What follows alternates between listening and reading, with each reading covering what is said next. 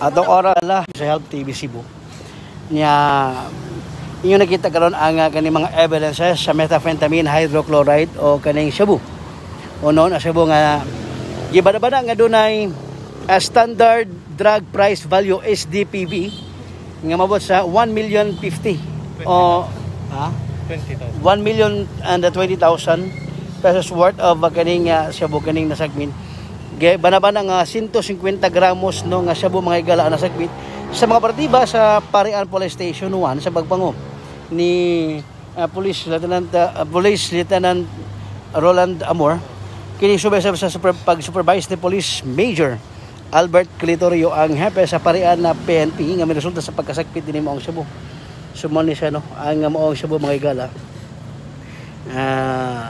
di matungura no mana pastila mga igala niya gisud ni maong Osaka case no pilay by bus money boss dul 10,000 budol money mga igala ana sa pedikan ni pangani way ha John Christian Noynay imo edad nimo 23 taga asa maga taga Katipunan dyan si Katipunan Street Barangay Labangon unsa trabaho nimo dyan artist bayad Jill ha artist bayad Jill sit up ba bit upper sit up ba na decorate ba decorate og sa mga birthday ba kasal patay mo decorate mo ka o di api patay para unique mo decorate ban sa may ngano man ning namaga ani dugo na niya kasi kasugo nimo kisa pangan dila la ko lang dili oh ang yang timbong ba para ba si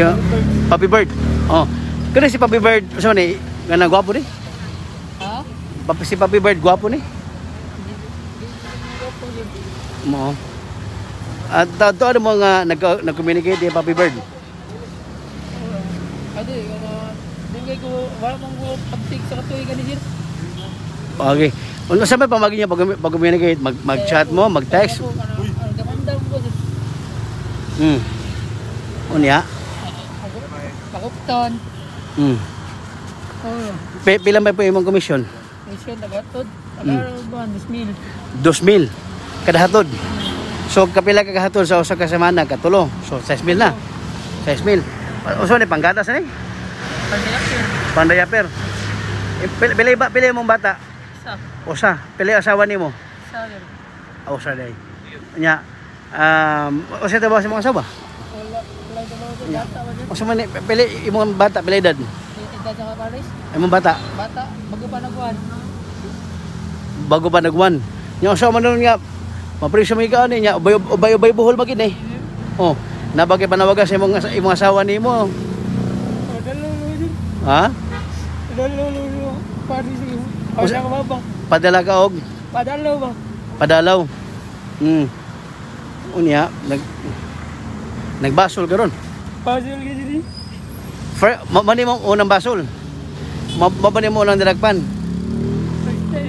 first time nya motor pa ka motor pa ka nabagay panawagan kang Papi Bird wala panawagan kang Papi Bird di ka nga Papi Bird sugata ko dabi kanang at least banga kanang maayo magsugat ba ina lang oy